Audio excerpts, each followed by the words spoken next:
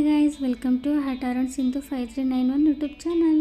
ಇವತ್ತಿನ ರೆಸಿಪಿ ಏನಪ್ಪಾ ಅಂದರೆ ಮದುವೆ ಮನೆಯಲ್ಲಿ ಅಥವಾ ದೇವಸ್ಥಾನಗಳಲ್ಲಿ ಮಾಡುವಂತಹ ಕುಂಬಳಕಾಯಿ ಸಾಂಬಾರ್ ಮಾಡುವ ವಿಧಾನನ ತೋರಿಸ್ತಾ ಇದ್ದೀನಿ. ಇದು ಪಕ್ಕ ಮದುವೆ ಮನೆಯಲ್ಲಿ ಅಥವಾ ದೇವಸ್ಥಾನದಲ್ಲಿ ಸಿಗುವಂತಹ ಅದ್ಭುತ ರುಚಿ ಮತ್ತು ಬಣ್ಣ ಹೊಂದಿರುತ್ತದೆ. ಹಾಗಾದ್ರೆ ಕುಂಬಳಕಾಯಿ ಸಾಂಬಾರ್ ಹೇಗೆ ಮಾಡೋದು, ಅದಕ್ಕೆ ಬೇಕಾಗಿರೋ ಇಂಗ್ರೀಡಿಯೆಂಟ್ಸ್ ಏನು ಅಂತ ನೋಡೋಣ. ನೋಡೋದಕ್ಕೂ ಮುಂಚೆ ನನ್ನ ಚಾನಲನ್ನು ಯಾರು ಸಬ್ಸ್ಕ್ರೈಬ್ ಮಾಡ್ಕೊಂಡಿಲ್ಲ ಅಂತಂದ್ರೆ ಪ್ಲೀಸ್ ಸಬ್ಸ್ಕ್ರೈಬ್ ಮಾಡ್ಕೊಳ್ಳಿ. ಹಾಗೆ ಪಕ್ಕದಲ್ಲಿ ಕಾಣೋ ಬೆಲ್ ಐಕಾನ್ ಕ್ಲಿಕ್ ಮಾಡಿ. ಓಕೆ, ವಿಡಿಯೋನ ಶುರು ಮಾಡೋಣ. ಕುಂಬಳಕಾಯಿ ಸಾಂಬಾರಿಗೆ ಬೇಕಾಗಿರೋ ಇಂಗ್ರೀಡಿಯೆಂಟ್ಸ್ ಏನು ಅಂತ ನೋಡೋಣ. ಫಸ್ಟ್ ಮೊದಲಿಗೆ ತೋರಿಸ್ತಾ ಇದ್ದೀನಿ, ಒಂದು 100 ಗ್ರಾಮ್ ಆಗುವಷ್ಟು ತೊಗರಿ ಬೇಳೆನ ನಿಮ್ಮ ಮನೆಯಲ್ಲಿ ಎಷ್ಟು ಜನ ಇರ್ತಾರೋ ಅಷ್ಟು ಜನಕ್ಕೆ ನೋಡ್ಕೊಂಡು ತಗೊಳ್ಳಿ. ಯಾಕಂದ್ರೆ ತೊಗರಿ ಬೇಳೆನ ಬೇಯಿಸಿ ಮಾಡೋದ್ರಿಂದ ಇದರ ಸಾಂಬಾರ್ ಕ್ವಾಂಟಿಟಿ ಮತ್ತು ಥಿಕ್ನೆಸ್ ಕೂಡ ಬರುತ್ತೆ. 2 ಮೀಡಿಯಂ ಸೈಜ್ ಆಗಿರೋ ಹುಳಿ ಟೊಮೊಟೊನ ತಗೊಂಡಿದ್ದೀನಿ. 1 ಈರುಳ್ಳಿ ಕಟ್ ಮಾಡ್ಕೊಂಡಿದ್ದೀನಿ. ಹಾಗೆ ಒಂದು ಸ್ವಲ್ಪನೇ ಕೊತ್ತಂಬರಿ ಸೊಪ್ಪು. ಟೊಮೊಟೊ ಮತ್ತು ಈರುಳ್ಳಿನ ಬೇಳೆಯೊಂದಿಗೆ ಕುಕ್ಕರ್ ಅಲ್ಲಿ ಕೂಗಿಸ್ಕೋಬೇಕು. ಸೊ ಅದಕ್ಕೆ ಮೀಡಿಯಂ ಸೈಜಿಗೆ ಟೊಮೊಟೊನ ಕಟ್ ಮಾಡ್ಕೊಂಡಿದ್ದೀನಿ. 1 ಈರುಳ್ಳಿನ ಒಗ್ಗರಣೆಗೆ ಕಟ್ ಮಾಡ್ಕೊಂಡಿರೋದು. ಮೇನ್ ಆಗಿ ಕುಂಬಳಕಾಯಿ ಸಾಂಬಾರ್ ಮಾಡೋದಕ್ಕೆ ಕುಂಬಳಕಾಯಿನ ತಗೊಂಡಿದ್ದೀನಿ. ಇದು ಚಿಪ್ಪೆ ತೆಗೆದು ಬೇಕಾಗಿರೋ ಸೈಜಿಗೆ ಕಟ್ ಮಾಡಿ ಇಟ್ಕೊಂಡಿದ್ದೀನಿ. ನೀವು ನಿಮ್ಗೆ ಇಷ್ಟ ಬಂದಿರೋ ಸೈಜಿಗೆ ಕಟ್ ಮಾಡ್ಕೋಬಹುದು. ಹಾಗೆ ಈ ಎಕ್ಸ್ಟ್ರಾ ಕುಂಬಳಕಾಯಿನೂ ಬಳಸ್ಬೋದು. ಹಾಗೆ 1 ಗಡ್ಡೆ ಬೆಳ್ಳುಳ್ಳಿನ ಪುಟಾಣಿನಲ್ಲಿ ಕ್ರಶ್ ಮಾಡ್ಕೊಂಡಿದ್ದೀನಿ. ಹೀಗೆ ಒಗ್ಗರಣೆಗೆ ಬೆಳ್ಳುಳ್ಳಿ ಹಾಕೋದ್ರಿಂದ ನಾನು ಈ ರೀತಿ ಕ್ರಶ್ ಮಾಡಿ ಇಟ್ಕೊಂಡಿದ್ದೀನಿ. ನೀವು ಬೇಕಿದ್ರೆ ಬೇಳೆ ಬೇಯಿಸುವಾಗ ಹಾಕೊಳ್ಬಹುದು. 1/4 ಕಪ್ ಅಷ್ಟು ತೆಂಗಿನಕಾಯಿ ಪೀಸಸ್. ನೆಕ್ಸ್ಟ್ ಸ್ವಲ್ಪ ಮಸಾಲೆನ ಹುರ್ಕೊಂಡು ಗ್ರೈಂಡ್ ಮಾಡ್ಕೊಳ್ಬೇಕು. ಅದಕ್ಕೆ ಬೇಕಾಗಿರೋದು 1.5 ಸ್ಪೂನ್ ಅಷ್ಟು ಕಡಲೆಬೇಳೆನ ತಗೊಂಡಿದ್ದೀನಿ. 1/4 ಟೀ ಸ್ಪೂನ್ ಮೆಂತೆ, 1/4 ಟೀ ಸ್ಪೂನ್ ಜೀರಿಗೆ, 1.5 ಸ್ಪೂನ್ ಅಷ್ಟು ಉದ್ದಿನ ಬೇಳೆನ ತಗೊಂಡಿದ್ದೀನಿ. ಕಡಲೆಬೇಳೆ ಉದ್ದಿನ ಬೇಳೆ ಹಾಕೋದ್ರಿಂದ ಒಂದೊಳ್ಳೆ ಬೈಂಡಿಂಗ್ ಇರುತ್ತೆ, ಸಾಂಬಾರಿಗೆ ಒಳ್ಳೆ ರೀತಿ ಟೇಸ್ಟ್ ಕೊಡುತ್ತೆ. ಹಾಗೆ ತಗೊಂಡಿದ್ದೀನಿ ಒಂದು 4 ರಿಂದ 5 ಕಾಳುಮೆಣಸು. ಖಾರಕ್ಕೆ ಮತ್ತೆ ಕಲರಿಗೆ ಗುಂಟೂರು ಮೆಣಸಿನಕಾಯಿ ಹಾಗೆ ಬ್ಯಾಡಗಿ ಮೆಣಸಿನಕಾಯಿನ ತಗೊಂಡಿದ್ದೀನಿ. ಖಾರಕ್ಕೆ ಎಷ್ಟು ಬೇಕೋ ಅಷ್ಟು ಮೆಣಸಿನಕಾಯಿನ ತಗೊಂಡಿದ್ದೀನಿ. ಹುಳಿಗೆ 1-2 ಎಸಳಷ್ಟು ಹುಣಸೆ ಹಣ್ಣನ ಒಂದು ಅರ್ಧ ಗಂಟೆ ಮುಂಚೆನೆ ನೆನೆಸಿಟ್ಕೊಂಡಿದ್ದೀನಿ. ಇವಾಗ ಮಾಡೋ ವಿಧಾನನ ನೋಡೋಣ ಬನ್ನಿ. ಫಸ್ಟಿಗೆ ಒಂದು ಕುಕ್ಕರ್ ತಗೊಳ್ಬೇಕಾಗುತ್ತೆ. ನಾನು ಆಗ್ಲೇ ತೋರಿಸಿದ ಹಾಗೆ ಒಂದು ಅರ್ಧ ಕಪ್ ಅಷ್ಟು ತೊಗರಿ ಬೇಳೆನ ಹಾಕೊಳ್ತೀನಿ. ಇದರಲ್ಲಿ ತೊಗರಿ ಬೇಳೆ ಹಾಕಾದ್ಮೇಲೆ 1-2-3 ಸತಿ ನೀರಲ್ಲಿ ಚೆನ್ನಾಗಿ ತೊಳ್ಕೊಳ್ಬೇಕು. ನೋಡಿ, 1-2-3 ಸತಿ ಚೆನ್ನಾಗಿ ತೊಳೆದಿದ್ದೀನಿ. ಇದಾದ್ಮೇಲೆ 1 ಗ್ಲಾಸ್ ಅಷ್ಟು ನೀರನ್ನ ಹಾಕೊಳ್ತಾ ಇದ್ದೀನಿ. ಇದಕ್ಕೆ ಬೇಳೆಗೆನೆ ಟೊಮೊಟೊ ಮತ್ತೆ ಈರುಳ್ಳಿನ ಹಾಕೊಳ್ತಾ ಇದ್ದೀನಿ.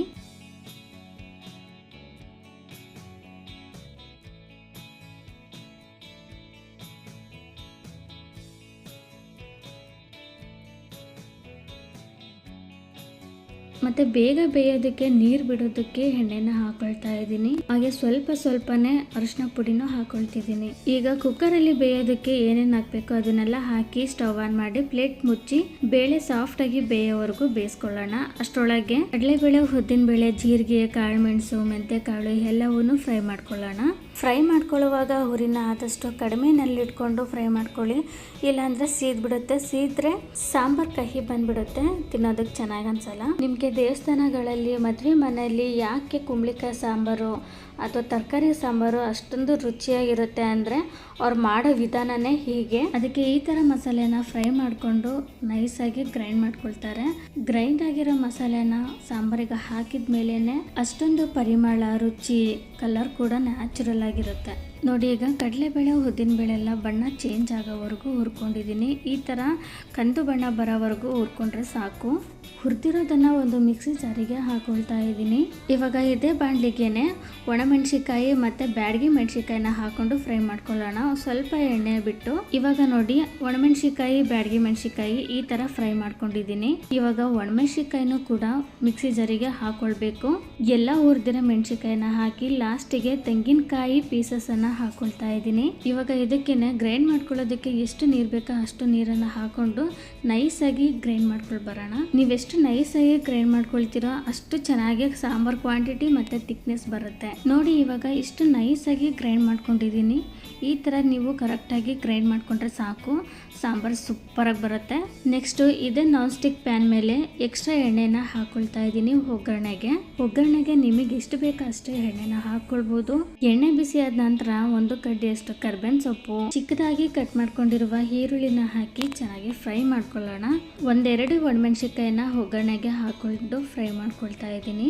ಈರುಳ್ಳಿ ಒಂದು ಅರ್ಧ ಫ್ರೈ ಆದ್ಮೇಲೆ ಕ್ರಶ್ ಮಾಡಿರುವ ಬೆಳ್ಳುಳ್ಳಿನ ಹಾಕೊಂಡಿದ್ದೀನಿ. ಒಗ್ಗರಣೆಗೆ ಬೆಳ್ಳುಳ್ಳಿನ ಈ ಟೈಮಲ್ಲಿ ಹಾಕೋದ್ರಿಂದ ಸಾಂಬಾರಲ್ಲಿ ಒಳ್ಳೆ ಪರಿಮಳ ಬರುತ್ತೆ. ಊಟ ಮಾಡುವಾಗ್ಲೂ ಅಷ್ಟೇ ಫ್ಲೇವರ್ ಇರುತ್ತೆ. ನೀವು ಒಂದ್ಸತಿ ಮಾಡ್ಕೊಂಡು ತಿನ್ನಿ, ಪದೇ ಪದೇ ಇದನ್ನ ಮಾಡ್ಕೊಂಡು ತಿಂತೀರಾ, ಅಷ್ಟೊಂದು ಚೆನ್ನಾಗಿರುತ್ತೆ. ಯಾರು ಇಷ್ಟ ಕುಂಬಳಕಾಯಿ ಯಾರಿಗಿಷ್ಟ ಇಲ್ಲ ಅಂತಂದರೂ ಈ ಥರ ಮಾಡಿಕೊಡಿ, ಅವ್ರು ತುಂಬ ಇಷ್ಟಪಟ್ಟು ತಿಂತಾರೆ. ನೋಡಿ, ಈರುಳ್ಳಿ ಈ ಥರ ಫ್ರೈ ಆದಮೇಲೆ ಕಟ್ ಮಾಡಿರುವಂತಹ ಕುಂಬಳಕಾಯಿನ ಹಾಕ್ಕೊಂಡು ಫ್ರೈ ಮಾಡ್ಕೊಳ್ಳೋಣ. ಕುಂಬಳಕಾಯಿನ ಈ ರೀತಿ ಫ್ರೈ ಮಾಡ್ಕೊಳ್ಬೇಕು. ನೀವು ಕುಕ್ಕರಲ್ಲಿ ಮಾಡ್ತೀವಿ ಅಂತಂದರೆ ಕುಂಬಳಕಾಯಿ ಎಲ್ಲ ತುಂಬ ಸಾಫ್ಟಾಗಿ ಬೆಂದೋಗ್ಬಿಡುತ್ತೆ, ತಿನ್ನೋದಕ್ಕೆ ಕೈಗೆ ಸಿಗೋದಿಲ್ಲ. ಅದಕ್ಕೆ ಈ ರೀತಿ ಫ್ರೈ ಮಾಡಿಕೊಂಡು ಒಂದು 50 ಮಿನಿಟ್ಸ್ ಫ್ರೈ ಮಾಡಿಕೊಂಡ್ರೆ ಸಾಕು. ಈ ಟೈಮಲ್ಲಿ ಕುಂಬಳಕಾಯಿ ಒಂದು ಅರ್ಧ ಫ್ರೈ ಆಗಿರುತ್ತೆ. ಇನ್ನು ನಾವು ಬೇಳೆ ಕಟ್ಟು ಮತ್ತು ಗ್ರೈಂಡ್ ಮಾಡಿರೋದು ಇದೆಲ್ಲ ಹಾಕಿ ನೀರು ಹಾಕಿದ್ಮೇಲೆ ಅದ್ರ ಜೊತೆಗೆ ಪೂರ್ತಿಯಾಗಿ ಬೆಂದಿರುತ್ತೆ, ತಿನ್ನೋದಕ್ಕೂ ನಮಗೆ ಕೈಗೆ ಸಿಗುತ್ತೆ. ಲಿಡ್ ಕ್ಲೋಸ್ ಮಾಡಿ ಇದನ್ನು ಒಂದು 50 ಮಿನಿಟ್ಸು ಫ್ರೈ ಮಾಡ್ಕೊಳ್ಳೋಣ. ಬೇಳೆ ಮತ್ತು ಟೊಮೊಟೊನ ಬೇಯೋದಕ್ಕೆ ಬಿಟ್ಟಿದ್ನಲ್ವ, ಅದು ಬೆಂದಾದಮೇಲೆ ಕೂಲ್ ಆಗೋದಕ್ಕೆ ಬಿಟ್ಟಿದ್ದೆ. ಸೊ ಇವಾಗ ಕೂಲ್ ಆಗಿದೆ, ಅದು ಚೆನ್ನಾಗಿ ಸ್ಮ್ಯಾಶ್ ಮಾಡ್ಕೊಳ್ಳೋಣ ಸ್ಮ್ಯಾಶರಿಂದ.